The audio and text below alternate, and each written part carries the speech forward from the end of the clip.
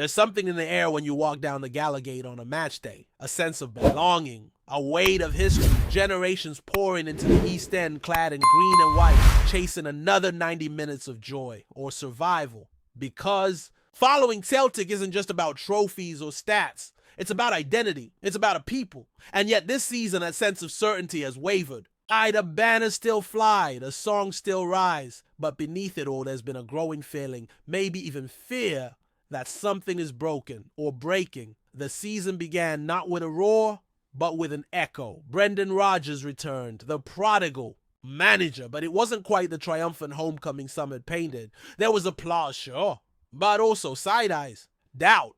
Trust once broken is they so easily rebuilt. And as the months passed, it became clear that the Rodgers of 2023 was nay the same as the Rodgers of 2017. And maybe more crucially, this Celtic side wasn't the same either. Gone were the relentless waves of Angeball, the suffocating press, the fearless flair. In its place came something slower, cautious, safer.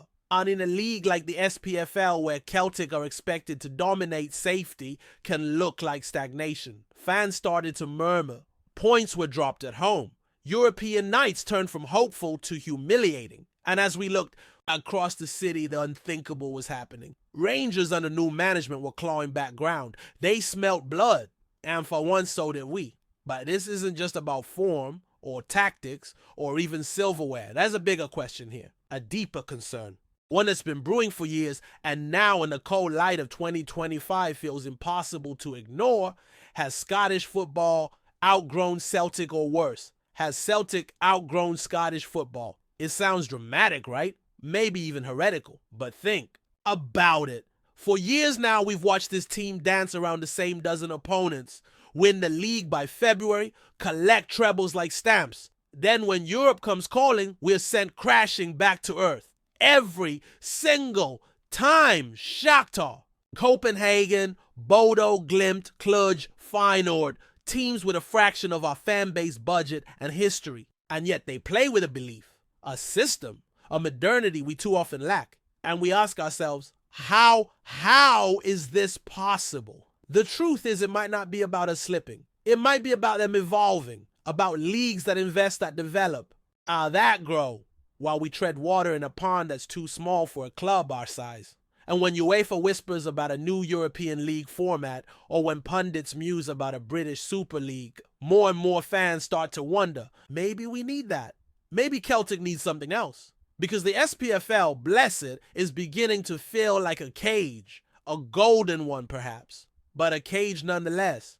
It's hard to say that out loud, because we love this league. We love our way.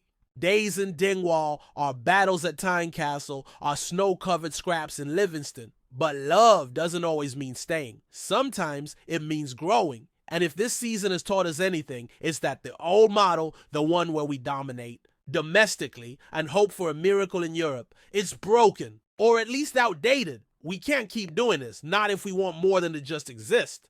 And then there's the fans, the heartbeat, the people who stood in the rain against Morton, who flew to Rome just for 90 minutes of hope. They deserve better, not just better players or better results, but a better vision, a clearer ambition. They deserve to know what this club is trying to be, not just this year, but in 5, 10, 20. Because right now it feels like we're stuck between two worlds, too big for the one we're in, not ready for the one we dream about.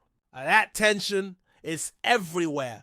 In the boardroom, in the dugout, in the stands. The chants aren't quite as loud. The tifos a wee bit less inspired. Even the victories feel muted, like going through the motions. Because deep down we know, this isn't sustainable. We can't keep pretending. And with each passing season, the risk grows. Not just of losing a title, but of losing our edge, our hunger, our soul. This isn't just about Rangers catching up. It's about us slowing down. And if that continues, the gap won't just close, it'll reverse. And that's not just dangerous, that's existential. But here's the thing, Celtic has never been a club to accept limits. From Brother Walfred's first vision, this was a club born to break molds, to feed the poor, to defy odds, to dream louder than anyone else dared. We don't belong in a corner of Europe begging for scraps. We belong at the table. And to get there, we need to stop pretending that the status quo is enough. It isn't. Not anymore. You can feel it in the way folks speak now. In the pubs before kickoff, there's less chat about who's starting at left back and more about what this club is even trying to build. There's a kind of quiet frustration growing, not just about the results, but about the direction or the lack of it. Because for all the talk of 5-year plans and data-driven decisions, when you strip it down, Celtic still looks like a club reacting instead of planning, papering over cracks instead of rebuilding walls. And what's worse, it's not just the fans who sense it. The players do too. You can see it in the way they play, the hesitance, the confusion. A squad assembled from different eras for different managers, all being asked to play a style that doesn't seem to fit any of them fully. Brendan Rodgers might talk about adapting, about implementing his ideas slowly, but this season's shown that time is neither the only thing we're running out of. Identity is slipping through our fingers, and in football, when identity goes, belief soon follows. Look at the likes of Matt O'Reilly, one of the few real bright sparks this season. Classy, clever, composed, but you can see in his eyes he's not here for the long haul. He's looking beyond. And who can blame him? Played 2 seasons in Scotland, Boston midfield, and then what? Another campaign against St. Johnstone and Motherwell. Or a move to the Bundesliga, La Liga, even the Premier League, where your talent's tested every week and the lights shine brighter. That's the real problem. We can't keep talent. Not because we don't have ambition, but because the environment doesn't match it. Players outgrow the league faster than we can replace them. And every year it's the same cycle. We sign a few promising names, sell the stars, scrape through Europe, and call it progress. But it's no progress. It's standing still. And in modern football, standing still is moving backwards. And still the board clings to balance sheets like they're trophies. Profit, sustainability, commercial partnerships. All fine and well. But what's the point of all that if the football suffers, if the soul gets diluted? We're not a business. We're a club. A community, a culture, one that spans continents, one that's bigger than balance sheets, but it feels like the folk at the top have forgotten that, or worse, never understood it in the first place. And yet in all this frustration, there's something else brewing too, something dangerous, apathy, the worst thing a club can face. Not anger, not protest, but silence. Shrug shoulders. We'll win the league anyway. It's only the Conference League. Europe's a bonus. That's not Celtic. That's survival mode. That's the mindset of a club that stopped believing it can grow. Think back to Seville. We lost. But what a run. What a team. Larson, Sutton, Thompson, Lennon. A squad that could go toe-to-toe with anyone on the continent. Not just tactically, but emotionally. But there was belief. There was purpose. There was unity.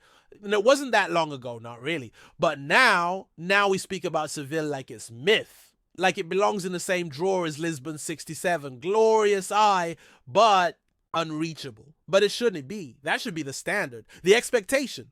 Not in a delusional way. We're not Real Madrid, but we are Celtic. And that used to mean something in Europe. Teams feared coming to Parkhead. Managers spoke of the atmosphere with reverence. Now we're a pot 4 team, a stepping stone, a learning curve for others. That can't be where we settle.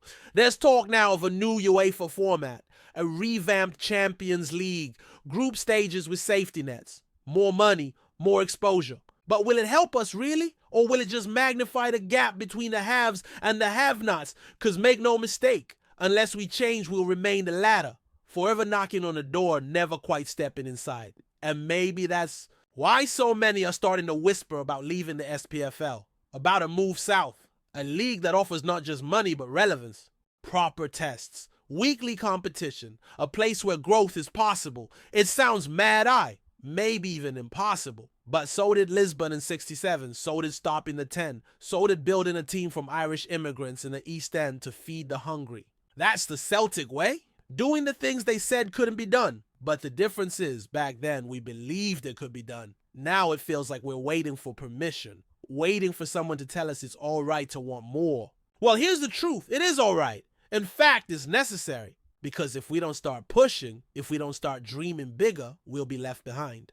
Not just in Europe, but at home, by our rivals, by our own history. That's what hurts most. Not the defeats, not the dropped points, but the feeling that we're slipping into mediocrity dressed up as success. that we've become a club afraid to fail, and so we stop trying to truly win. The Green Brigade might shout louder than ever, the fans might still fill every seat, but there's a crack in the foundation. And if the club doesn't act boldly, bravely, with purpose, then this season might not be an anomaly. It might be the new normal. And if that happens, we won't just lose trophies. We'll lose ourselves. Because Celtic was never meant to just exist. We were meant to inspire, to lead, to fight, to dream. Before we proceed, subscribe to our channel and enable notifications to receive all exclusive news about Celtic FC. Don't miss any details about your favorite team. It's extremely important for Celtic FC fans. The prodigal son returns, and with him, a wave of emotion that has shaken the very soul of Celtic Park. In a move that sent shockwaves through Scottish football, Kieran Tierney is officially back in the green and white hoops. After years away from the club that shaped him, Tierney's return has sparked a tidal wave of joy among the Celtic faithful, igniting the kind of buzz that only legends can stir. It's not every day that a player raised on the terraces of Parkhead, who wore the armband with the pride of a warrior, makes his way back home. Tierney's journey took him through the bright lights of the Premier League and the unforgiving grind of Spanish football. But the pull of paradise was always too strong to ignore. Now, as the news becomes official, Celtic fans have taken to social media in a frenzy of celebration, welcoming their hero with open arms and tear-filled eyes. The announcement lit up Twitter and Instagram like Hogmanay fireworks. Fans flooded timelines with memories of crunching tackles, lung-busting runs down the left flank, and the unmistakable passion Tierney wore on his sleeve. One of our own, they called him, and rightly so. For supporters, this isn't just a signing, it's a homecoming, a chapter rewritten. A legend restored to his rightful stage. Tierney returns to a team that's found its rhythm under Brendan Rodgers, the very manager who once nurtured him into a Scotland international. That connection runs deep, and the timing couldn't be better, as Celtic eye another dominant domestic run and a return to European relevance. With Tierney's grit, leadership, and raw love for the badge, the boys now add not just a top-class defender, but a soul-stirring presence who knows what it means. To bleed green, the terraces will roar louder, the huddles will feel tighter, because Kieran Tierney is back where he belongs. And in Glasgow's East End, dreams once whispered have now become reality. Hello fan, don't forget to like and subscribe to the channel, as it means a lot to Celtic FC. Also, share your opinion about the news in the comments below. See you in the next video.